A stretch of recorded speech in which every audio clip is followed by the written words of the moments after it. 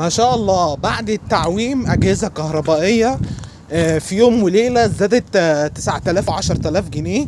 غسالة أجي عايز أجيبها عليها ب23000، بعد التعويم توصل ل32000. أشتري تلفزيون ألاقي بعديها بيوم التلفزيون زايد 4000 جنيه. امال انا عايز اعرف ايه اللي احنا كنا بنشتري الحاجات على 70 جنيه للدولار، والكدبه بتاعت التجار، الكبه بتاعت التجار عامه، ان انا بدفع دولارات قد كده.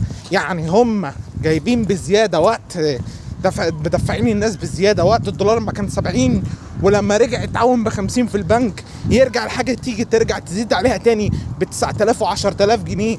يعني ده كلام مش منطقي، ده كلام ما فيهوش اي منطقيه.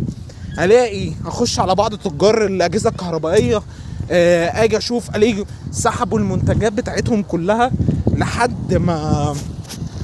لحد ما يشوفوا التسعيره الجديده بتاعت الاجهزه.